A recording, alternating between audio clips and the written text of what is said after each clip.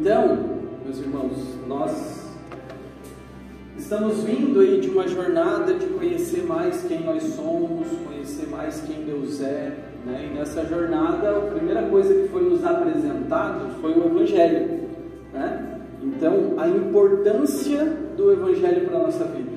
Nós somos pecadores, necessitados da graça e da misericórdia, nós somos necessitados de uma morte vicária, de um sacrifício substitutivo de Jesus em nosso favor, e esse sacrifício nos tira do centro da ira de Deus e nos coloca no centro da sua vontade, como filhos amados. Depois disso, depois de tudo que nós vimos na primeira série ali de mensagens, nós começamos a estudar sobre Atos e ver como os cristãos viviam, como eles se relacionavam entre si, como isso tem a ver conosco, com a nossa pequena igreja, com a nossa pequena plantação. Depois nós aprendemos o que acontece com a nossa mente, entrando já nessa nova série de mensagens, Cristianismo na Prática. A primeira pregação falou sobre como a nossa mente muda, se transforma a partir do momento que Jesus entra em nossa vida, que Jesus nos chama, que nós reconhecemos Ele. Então, a nossa mente, ela vai se transformar e ela não vai mais estar sob a ótica do mundo, sobre a cosmovisão do mundo, mas agora ele está diante de uma cosmovisão cristã, uma cosmovisão bíblica. Amém? Nós também, no domingo passado, aprendemos a como lidar com os nossos pecados, a como deixar as velhas práticas. Na jornada de Tito, nós aprendemos não só a como olhar para essa questão da pecaminosidade, os ambientes que nos provocam isso, mas também nos chamou e nos exortou a professar a nossa fé, mediante uma sã doutrina, apegado à palavra e ensinando uns aos outros. Hoje nós vamos ver a importância de viver pelo Espírito. Nós nos debruçaremos hoje sobre a carta de Paulo aos Gálatas, ou seja, a carta de Paulo àqueles cristãos que viviam no sul da Galácia. Hoje, a Galácia se encontra na região da Turquia, não se chama mais Galácia, mas está ali na região da Turquia, e na época de Paulo eram algumas cidades, ali no sul da Galácia, e aí essas pessoas que moravam ali eram chamados de Gálatas, E Paulo, na sua primeira viagem missionária, acaba passando por ali, por essas cidades, e apresentando o Evangelho para esse povo, e eles se convertem. E essas cidades, cada cidade dessa, acaba tendo uma igreja plantada por Paulo. Provavelmente Paulo e Barnabé estavam viajando juntos, e aí estavam plantando essas igrejas.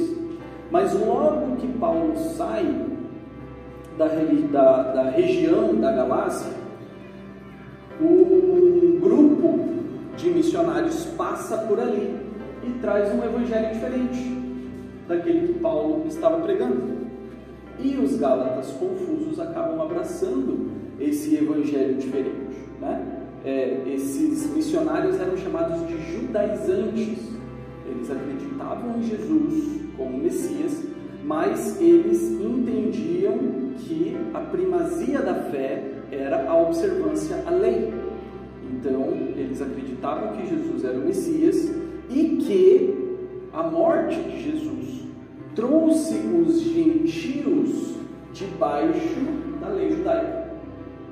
Então, para eles, os gentios que acabaram de conhecer Jesus, acabaram de conhecer a religião judaico, que na época não se chamava cristianismo, né? Esses gentios, esses gregos que moravam ali na região, esses gálatas, né, que moravam ali na região da Galácia, eles tinham que observar a lei, e uma dessas observâncias era a circuncisão, né? A Nata já falou disso na semana passada. Então, uma dessas observâncias era a circuncisão. E Paulo escreve essa carta de exortação aos gálatas, né? No sentido de chamar a atenção deles para o que eles estavam fazendo. Então, Paulo, quando escreve essa carta, ele tem alguns objetivos. O primeiro objetivo é trazer a verdade de novo, ou seja, defender a sã doutrina, defender a verdade, defender o evangelho. O segundo intuito dessa carta também é defender o seu apostolado, a sua autoridade, vamos dizer assim. Tanto que é a carta que a gente vai ter mais Paulo falando do seu passado, vamos dizer assim, né? De como ele se tornou apóstolo, como Jesus o encontrou e como a sua autoridade é igual à autoridade dos outros apóstolos. Pedro, Tiago, que na época era um líder da igreja em Jerusalém, né? Então, essa carta ela trata desses temas muito importantes. E um fato interessante sobre essa carta é que muito possivelmente esse é o primeiro escrito de Paulo. Essa é a primeira carta de Paulo. E se essa é a primeira carta de Paulo, esse provavelmente é o escrito mais antigo cristão que nós temos, né? Então, depois do Antigo Testamento, ou da Torá, da Tanakh, né, para os judeus, da Bíblia hebraica para os judeus, depois disso não tinha sido escrito nada, até que Paulo escreveu essa carta aos Gálatas. Então, cronologicamente, esse foi o primeiro escrito do Novo Testamento, né? Os evangelhos, eles estão em primeiro lugar ali na Bíblia, mas por conta da sua importância, não por conta da sua cronologia, ok? Os evangelhos foram escritos depois. Então, meus irmãos, gostaria que vocês abrissem lá em Gálatas 5. Nós vamos ler do verso 16 ao verso 25. Por isso, digo, deixem que o Espírito guie sua vida, assim não satisfarão os anseios de sua natureza humana. A natureza humana deseja fazer exatamente o oposto do que o Espírito quer, e o Espírito nos impele na direção contrária àquela desejada pela natureza humana. Essas duas forças se confrontam o tempo todo, de modo que vocês não têm liberdade de pôr em prática o que intentam fazer. Quando, porém, são guiados pelo Espírito, não estão debaixo da lei. Quando seguem os desejos da natureza humana, os resultados são exatamente claros: imoralidade sexual, impureza, sexualidade, idolatria, feitiçaria, hostilidade, discórdias, ciúme, acesso de raiva, ambições egoístas, dissensões, divisões, inveja, bebedeiras, festanças desregradas e outros pecados semelhantes. Repito o que disse antes: quem pratica essas coisas não herdará o reino de Deus. Mas o Espírito produz este fruto: amor, alegria, paz, paciência, amabilidade, bondade, fidelidade, mansidão e domínio próprio. Não há lei contra estas coisas. Aqueles que pertencem a Cristo Jesus crucificaram as paixões e os desejos de sua natureza humana. Uma vez que vivemos pelo Espírito, sigamos em direção do Espírito em todas as áreas da nossa vida. Não nos tornemos orgulhosos, provocando e invejando uns aos outros. Meus irmãos, abaixe a cabeça, quero orar por essa pregação. Pai, que o Senhor possa abrir os nossos corações nesse momento, que o Seu Espírito Santo faça presente, que o Espírito Santo nos coloque no centro da Sua vontade, que nós possamos aprender mais sobre Você, aprender mais sobre o Espírito, aprender mais sobre o fruto do Espírito, Pai. Que nós possamos buscar diligentemente, Deus, essas características tão importantes, Pai, para nós que somos Seus filhos. Senhor Jesus, que os ouvidos estejam abertos nesse momento, Pai, e que aqui na frente não seja eu falando, mas seja Você através de mim, Deus. Seja simplesmente a minha voz, mas sejam as Tuas palavras. Em nome de Jesus. Amém. Amém, meus irmãos. Então, vamos lá. Como eu falei, essa carta aos Gálatas, Paulo está escrevendo aos Gálatas justamente depois que esses judaizantes,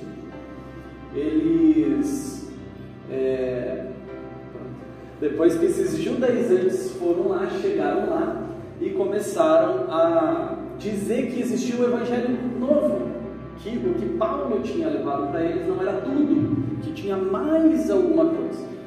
E aí então, provavelmente os Gálatas, a notícia chega até Paulo, ou através de alguém, ou através de uma carta mesmo dos Gálatas, Pô, a gente está com uma dúvida aqui, O que a gente faz? E Paulo responde, e digamos assim que no começo da carta, Paulo está até um pouco pistola nesse sentido, respondendo aos Gálatas. Paulo diz o seguinte: me admira que tenham abandonado tão cedo aquele que os chamou pela graça de Cristo. O que Paulo está dizendo? Eu cheguei aí, eu mostrei para vocês o verdadeiro evangelho, e aí vem uma galera e diz que vocês precisam fazer mais alguma coisa e vocês simplesmente seguem. Me admira. No capítulo 3, ele fala assim: Gálatas insensatos, Gálatas tolos, como vocês puderam desviar tão cedo? Eu acabei de sair daí, não faz nem alguns meses que eu saí daí. Como vocês puderam se desviar tão cedo? Então, essa é o tempero da carta de Paulo. Então, Paulo se ocupa em defender esse evangelho e explicar o porquê o evangelho da lei é insuficiente. Então, nos primeiros capítulos, Paulo começa a defender a importância do verdadeiro evangelho. E por que a lei é insuficiente? Que a lei não salva. E depois ele explica que nós fomos chamados à liberdade. Cristo não nos chamou para a escravidão, mas nos chamou para a liberdade. Então, de que adianta eu conhecer Cristo, estar liberto do pecado e viver debaixo do jugo da lei? É isso que Paulo está falando. E Paulo nos ensina que essa observância à lei, ou essa observância à circuncisão, ela não salva ninguém, mas mantém o cristão, ou aquele que ouviu o evangelho, refém do pecado, escravo da lei. Então Paulo destaca, no começo do capítulo 5, antes dessa parte que a gente acabou de ler, ele destaca que nós fomos libertos, nós fomos chamados para a liberdade, mas não para a libertinagem. Nós fomos salvos, nós somos salvos, e nós observaremos a lei, mas por amor a Deus. Eu estava falando até agora que não era para observar a lei, que a gente não era para ficar escravo da lei, e de repente agora a gente foi salvo para observar a lei. Como assim? O fato é que no primeiro século, naquele momento ali, que o cristianismo estava começando, avançando, né, os judeus, eles observavam as leis cerimoniais, ou seja, aquelas leis do templo, os sacrifícios, né, como que o sacerdote deveria se portar, né, o que ele deveria fazer, o sacrifício do que, daquilo, né? Então era assim que funcionava. E outra observância que eles tinham também era a observância às leis civis, ou seja, eram 613 leis, ordenanças sobre a vida social e jurídica de Israel, dos judeus. E também eles observavam a lei moral, que são os 10 mandamentos. E diante disso, então, os judaizantes chegam para esses gálatas que acabaram de escutar o evangelho e falam: legal, Jesus salvou vocês, agora vocês são judeus, ou seja, estão debaixo do judaísmo, vocês precisam obedecer tudo isso aqui. Mas a gente tem que entender que isso não faz sentido, porque os judeus, eles tinham as ordenanças tanto sacrificiais quanto civis para que tivesse uma ordem dentro do contexto social e religioso deles, o que já não fazia sentido depois que Jesus vem. Primeiro, porque através de Jesus, esses gentios são acolhidos, vamos dizer assim, adotados na verdadeira fé. E esses gentios tinham as suas leis civis que precisavam ser obedecidas. Então, era diferente. As leis civis de Israel já não faziam sentido para as leis civis dos Gálatas, por exemplo. E outra questão eram as leis cerimoniais. Mas as leis cerimoniais já não faziam mais sentido porque Jesus foi o sacrifício perfeito. Então não precisava mais se ter os sacrifícios no templo, ou a circuncisão, ou qualquer outra coisa. Por quê? Porque a morte de Jesus resolveu o problema dos sacrifícios. Agora, a lei moral, ou seja, os 10 mandamentos, eles continuam valendo, inclusive com uma dificuldade maior, porque lá no Sermão do Monte a gente vai ver que Jesus, ele vai falar sobre a observância dessas leis. Primeiro, né, ele vai dizer que ele não veio abolir a lei, mas ele veio cumprir a lei. Ele foi o único cumpridor da lei, de fato, perfeito, que não desobedeceu a nada. E aí então, no Sermão do Monte, ele traz esse entendimento sobre os 10 mandamentos, ou seja, sobre a lei moral. Se você antes matava, ou se você antes não podia matar, agora você não pode nem pensar mal da outra pessoa, porque o pecado está no seu coração, não está na prática, mas no seu coração.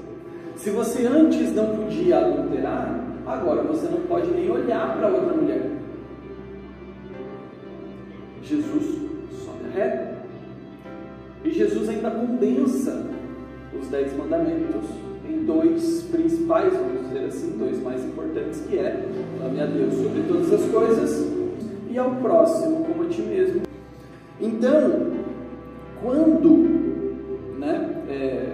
Paulo está falando com esses Gálatas, ou trouxe o Evangelho aos Gálatas, ele explica que o propósito da lei nunca foi salvar ninguém, mas o propósito da lei justamente era apontar a insuficiência nossa, dos judeus, dos gentios, em observar a lei.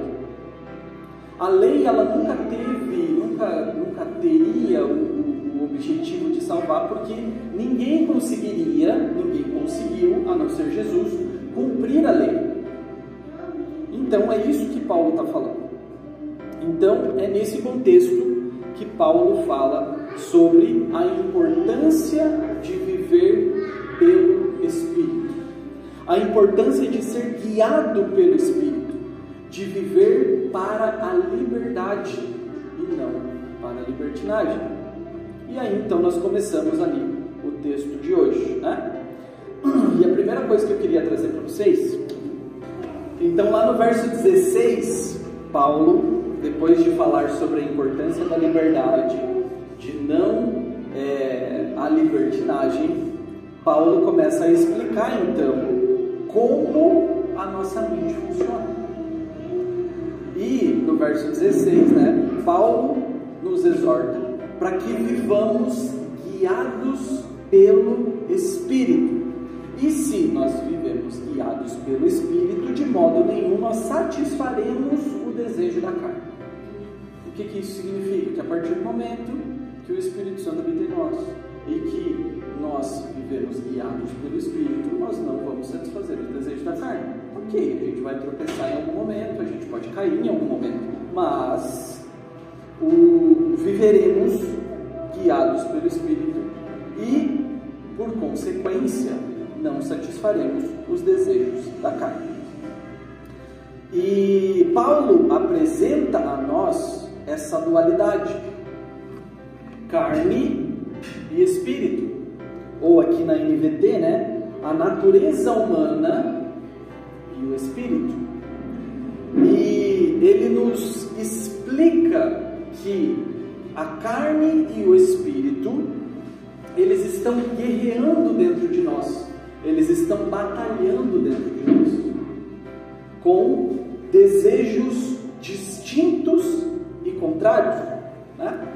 Então, Paulo nos explica, Paulo nos diz que existe uma batalha espiritual acontecendo dentro de nós.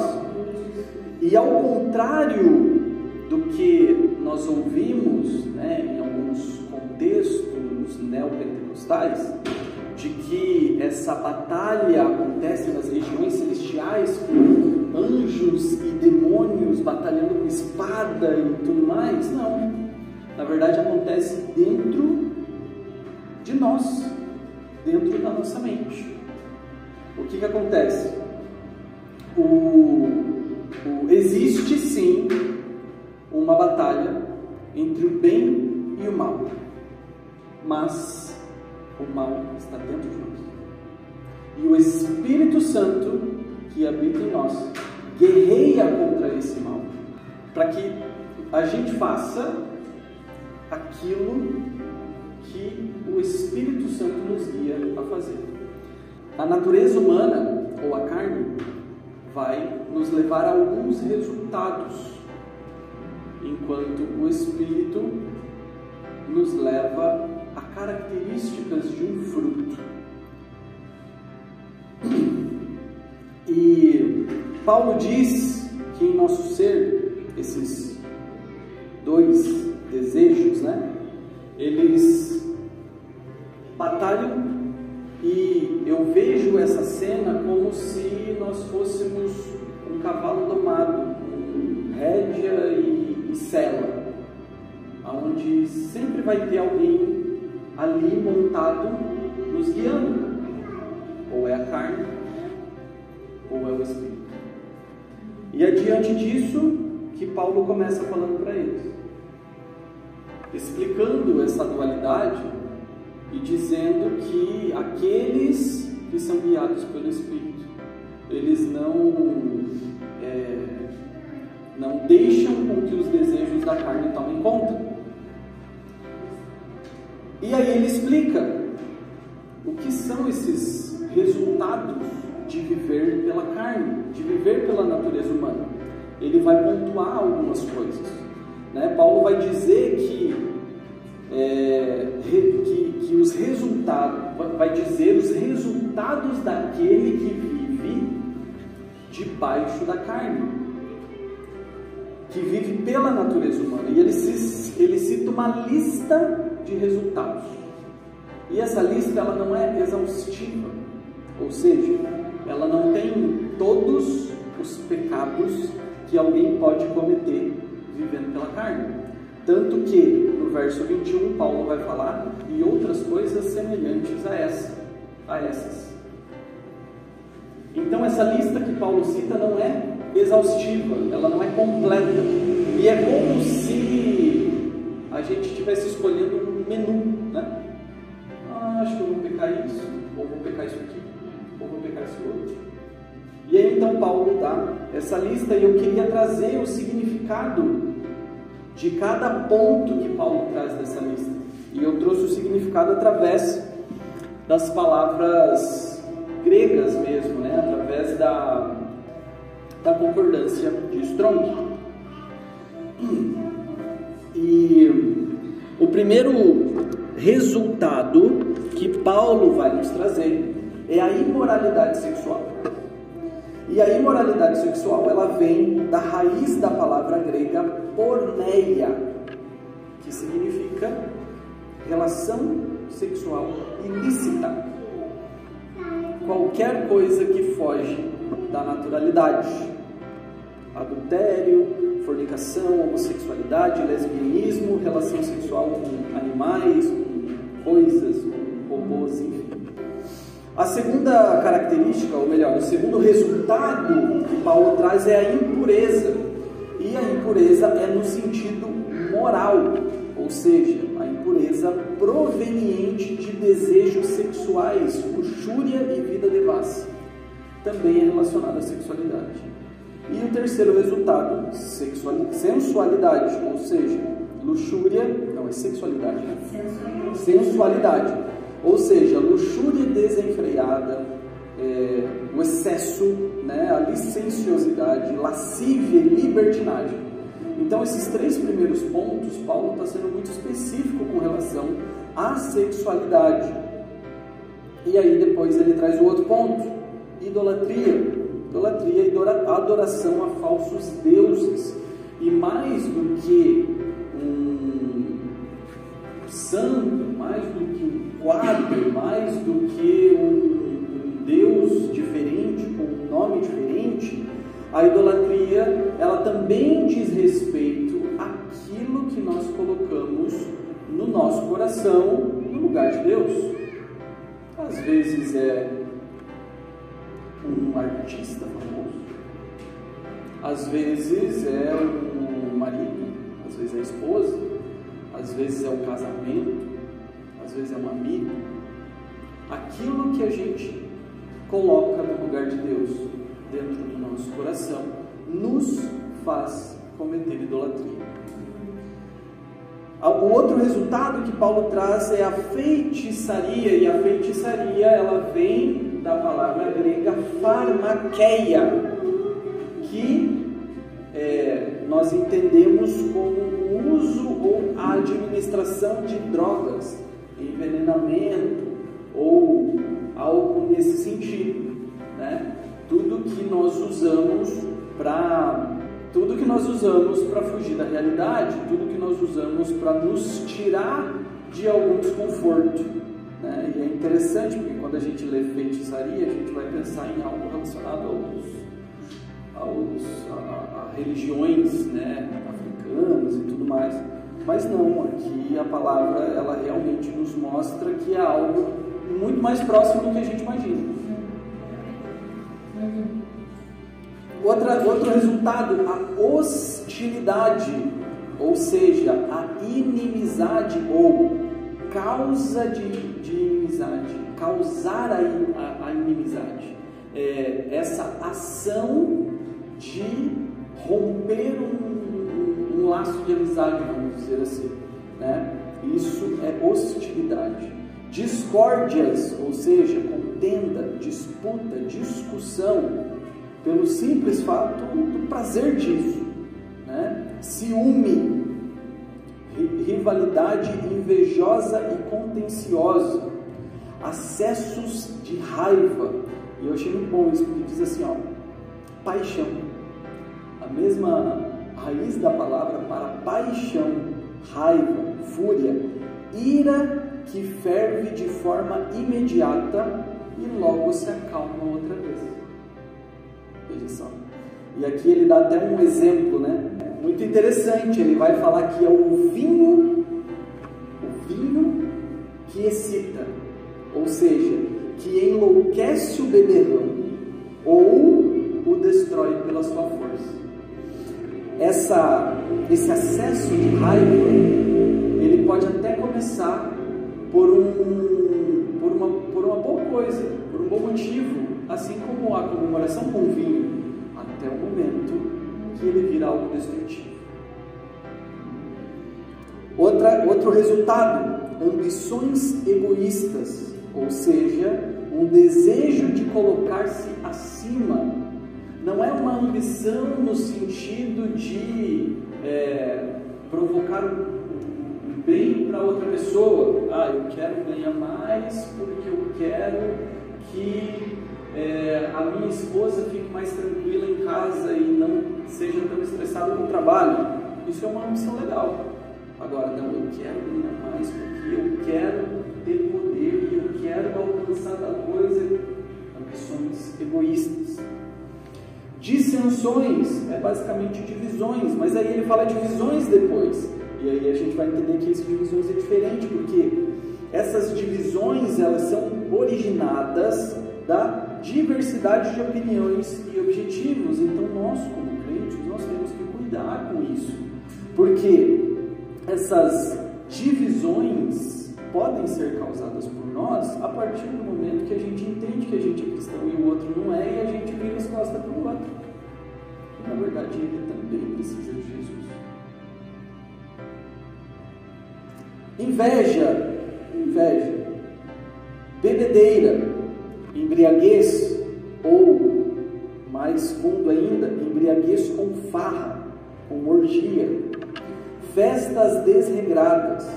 Então, essa expressão que Paulo usa aqui é algo muito objetivo, porque acontecia uma procissão noturna e luxuriosa de pessoas bêbadas, que após um jantar desfilavam pelas ruas com tochas e músicas em honra ao deus Baco, que é o deus da orgia. Ou, claro, algum outro deus que representava a fertilidade e a sexualidade, né? E eles iam cantando e tocando diante as casas de amigos e amigas. E isso era usado como uma desculpa para que eles bebessem, ainda que isso levasse a relações sexuais de forma desregrada. É uma pequena expressão chamada festanças desregradas, que na época era entendido o que era. É como se ele falasse assim, sei lá, festa do pedido. Entendeu? Porque era exatamente algo que acontecia do jeito que acontecia. E para ele estar falando tudo isso aqui para os Gálatas sabiam o que estava acontecendo. E provavelmente acontecia nas cidades da Galácia.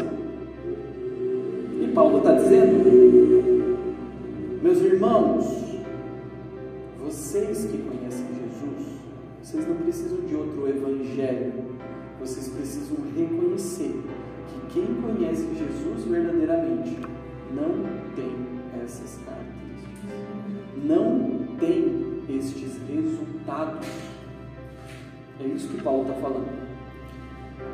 Paulo finaliza dizendo que quem vive pela carne, satisfazendo esses desejos, praticando estas coisas, não será salvo. Ponto. Esse é o resultado. Nós somos falhos, nós podemos tropeçar, podemos até cair, em algum momento a gente vai cair numa questão dessa aqui, mas nós não vivemos desse jeito. Não mais. Nós conhecemos verdadeiramente a Cristo, nós fomos chamados por Ele, então nós não vivemos dessa forma. E é isso que Paulo está falando aos Gálatas.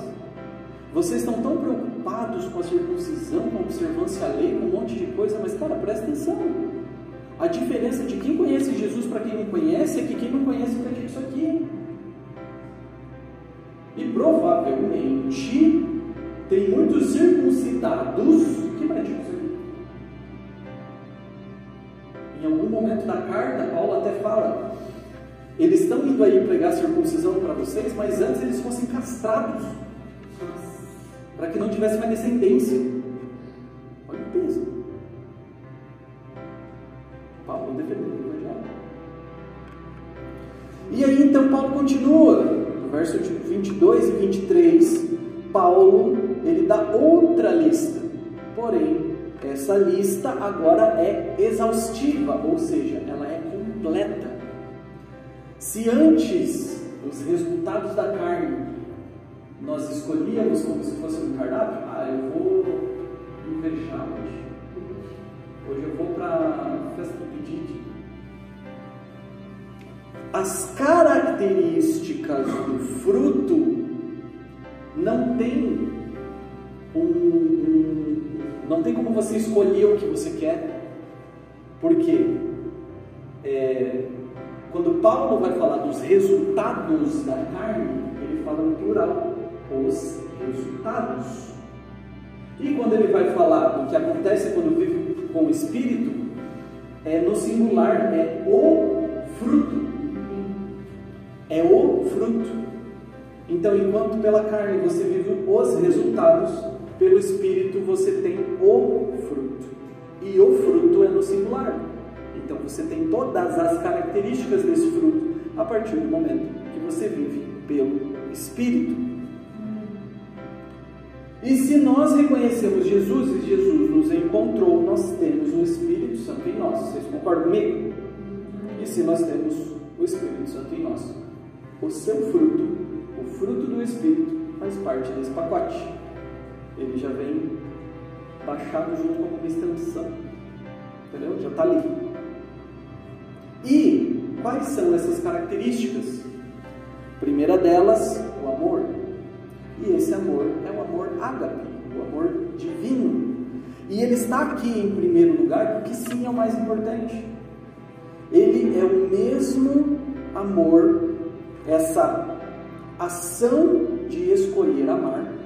E ele é o mesmo amor que é um mandamento.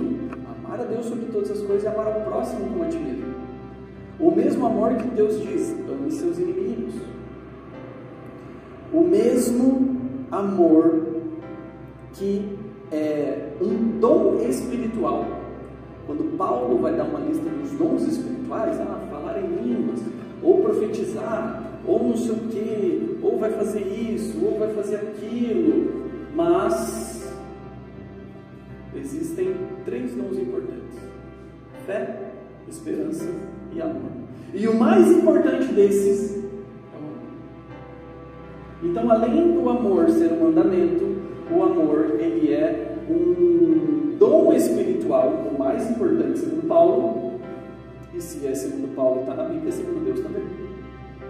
E uma característica do fruto do Espírito. Por isso que ele está aqui em primeiro lugar.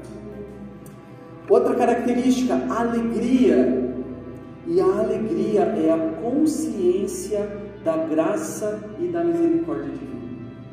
Não é uma simples felicidade, não é um simples dia bom, mas é a consciência da graça e da misericórdia, a consciência da salvação de Deus. Essa consciência, independente do dia ruim, independente da situação mais adversa que você esteja passando, essa alegria precisa existir. Por quê? Porque ela não é a alegria diante as tuas adversidades da vida, ela é a alegria diante a graça e a misericórdia de Deus, que sempre existe e sempre vai existir. A paz. E a paz é quando todas as partes essenciais estão unidas. Esse é o entendimento da palavra paz. O significado da palavra paz é quando todas as partes essenciais estão unidas. É um dom divino na sua totalidade. Então essa paz que excede todo o entendimento, que a gente vai ver ali na Bíblia, na palavra, essa paz, ela não existe, sei lá, porque a gente pede, porque a gente coloca em oração, porque... Não. Essa paz existe porque Deus mantém tudo em sua totalidade.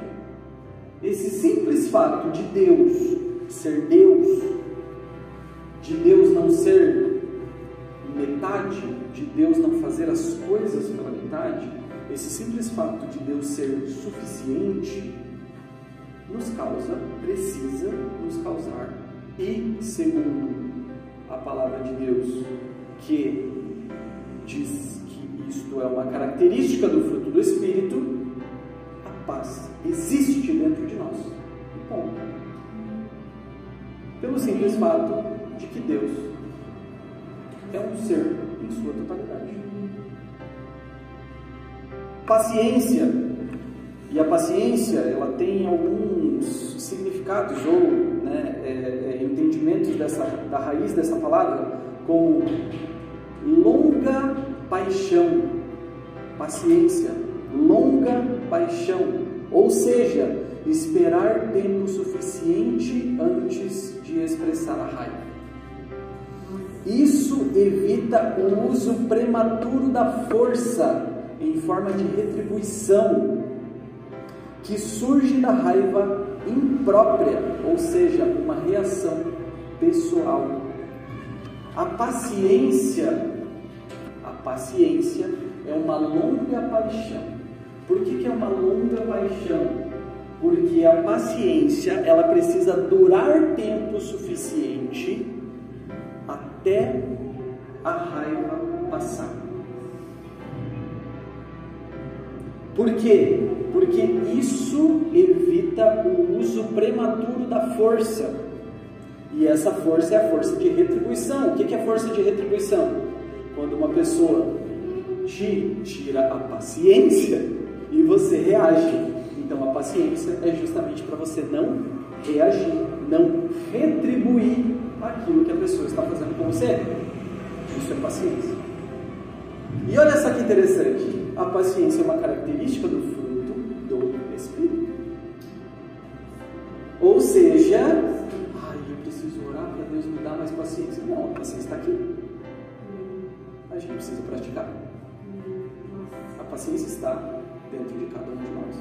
Porque se você tem o seu Espírito, a paciência está ali. A gente precisa exercitar. Outra característica, amabilidade. E olha só que bonito isso, cara, porque a amabilidade é uma gentileza que é útil. E eu fiquei pensando, onde é que existe uma gentileza que é inútil? Que não é útil. A partir do momento que você faz algo, por mais gentil que seja, pensando em você, isso não é amabilidade. Eu dei uma esmola pro mendigo na rua. Como eu sou Cristo, como eu sou o coração bom que eu tenho. Agora, se eu expresso essa gentileza para um irmão que está querendo entrar na porta cheio de coisa na mão, eu estou fazendo por quê? E a partir desse momento a gentileza ela é útil, porque ela serve a alguém. Isso é amabilidade. Bondade, e essa bondade que ela é intrínseca, que ela é inerente a qualquer coisa, ou seja, ela faz parte do ser, independente da ação externa. Essa bondade, ela faz parte do nosso ser, independente de qualquer ação externa. Nós somos bondosos, porque o Espírito Santo mora em nós. Então, independente do que acontecer, a nossa reação precisa ser uma reação de bondade. A próxima característica, fidelidade. E a fidelidade, ela vem da palavra garantia, ou seja, fiança. Quando alguém é fiador de alguém, esta pessoa está dizendo para a imobiliária, vocês podem ficar tranquilos que eu sou a garantia desse contrato que vocês estão fazendo. Eu sou o fiador. Eu sou o que está dizendo que esse contrato ele vai se cumprir na sua totalidade. Porque se a pessoa que está ali não der conta, eu estou aqui. Então o que você está dizendo para a imobiliária? Que ela pode ter confiança. Olha só que interessante. Fidelidade, confiança. E essa garantia é a confiança em Deus. Esse Deus que nunca falha, esse Deus que nunca muda, esse Deus que nunca erra. É essa confiança, essa fidelidade, ela acontece justamente por quem Deus é. Se Deus nunca falha, nunca muda e nunca erra, ali existe alguém que eu posso confiar em qualquer momento, em qualquer circunstância, em qualquer situação. Porque se Ele foi fiel para começar a boa obra, Ele vai ser fiel para terminar. Outra característica, mansidão, que não é uma frouxidão, mas é uma força gentil, é um posicionamento com gentileza. A mansidão não é uma falta de posicionamento ou uma falta de força, mas é fazer isso com o intuito do crescimento de todos os lados envolvidos. Domínio próprio. O domínio próprio é o entendimento desse autocontrole que vem de dentro de nós, mas não é produzido por nós. O autocontrole, ele vem de dentro de nós, mas ele não é produzido por nós. Ele é produzido pelo Espírito Santo. Como que eu posso ter mais domínio próprio se o domínio próprio vem de dentro de mim, mas não é produzido por mim? Como eu posso ter mais domínio próprio? Me aproximando do Espírito Santo. Vivendo pelo Espírito, andando pelo Espírito. E é assim que Paulo termina essa parte do fruto do Espírito. Paulo termina essa exposição ali sobre o fruto do Espírito dizendo que, ao contrário dos que vivem com os resultados da carne, que não são salvos, que serão condenados pela lei. Por que eles serão condenados pela lei? Porque eles não conseguem obedecer a lei. Eles vivem pela carne. E a lei diz que eles não podem praticar aquilo que eles estão praticando. E eles estão praticando. Então eles estão condenados pela lei. Os que vivem pelo Espírito e têm as características do seu fruto, vivem pelo Espírito porque Jesus os encontrou. E se Jesus os encontrou, não existe lei que pode condenar essa pessoa, porque Jesus já morreu por você. Se Jesus já morreu por você, não existe lei que pode te condenar.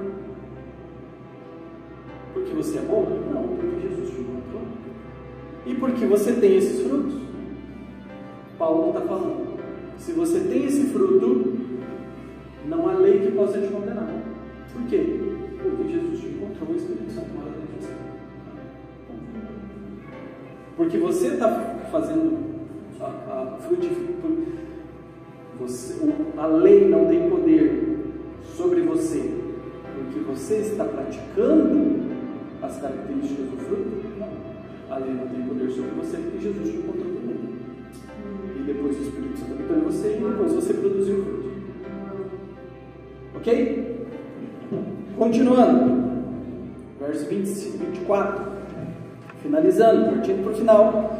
Paulo explica que aqueles que vivem pelo Espírito pertencem a Cristo e sacrificam, matam, crucificam a sua carne, as suas paixões, os seus desejos, pois não vivem mais para satisfazer a carne, mas vivem pelo Espírito. Aquela história, não sou eu, né? Paulo fala isso, não sou eu quem vivo, mas Cristo vive em mim. E é isso que Paulo está falando nesse final, finalizando essa perícope. Paulo está falando exatamente isso. Se você foi encontrado por Jesus, o Espírito Santo mora dentro de você, você crucifica os teus desejos. É algo inerente. Por mais que você caia, por mais que tenham dias difíceis, por mais que tenham dias que como eu estou sendo tentado hoje, aquele momento que você está falando assim, como eu estou sendo tentado hoje, você já está crucificado. Amém. Você precisa continuar lutando, você precisa continuar, como nós conversamos lá no primeiro culto do cristianismo na prática e no culto passado, nós precisamos não só deixar de ir em direção ao pecado, mas de ir em direção a Deus, ok? E é exatamente isso que Paulo vai falar, andando pelo Espírito em direção a Deus. Se nós vivemos pelo Espírito, nós devemos andar pelo Espírito. E andar pelo Espírito praticando estas virtudes e essas características presentes no fruto do Espírito. Amém? Muito bem, então, só para a gente ter algo prático, né, para nós diante dessa palavra. A primeira coisa que Paulo vai trazer é sobre a batalha na nossa mente, sobre a batalha que acontece dentro de nós. E dentro disso, todos nós lutamos todos os dias contra pecados, contra dificuldades, contra os resultados da carne. E, de novo, o que a gente precisa fazer? Andar pelo Espírito em direção a Deus. Práticas espirituais, oração, jejum, leitura bíblica, andar pelo Espírito em direção a Deus. E claro que se nós temos esse direcionamento de andar pelo Espírito em direção a Deus, nós vamos andar pelo Espírito em direção a Deus praticando essas virtudes, essas características do fruto. Eu tenho certeza que isso vai nos ajudar não só a desenvolver paciência, desenvolver amor e paz e amabilidade e bondade, mas também vai nos manter longe do pecado. Segundo ponto, Paulo fala aos Gálatas sobre os resultados da carne, e são resultados que nós devemos rejeitar, que nós devemos fugir. Não que nós vamos viver pela carne, porque se nós somos encontrados pelo Espírito, se nós somos encontrados por Jesus e temos o Espírito, nós não vamos mais viver pela carne, mas a nossa raiz, a raiz do nosso coração ainda é pecaminosa. Então, nós devemos rejeitar estes resultados da carne. E esses resultados da carne começam dentro da nossa mente, com essa batalha entre o Espírito e a carne. E por último, nós devemos buscar diligentemente o fruto do Espírito, as características desse fruto. Então, é importante que nós tenhamos, quase como uma oração, todos os frutos decorados. Por quê? Para que nós andemos pelo Espírito praticando essas coisas.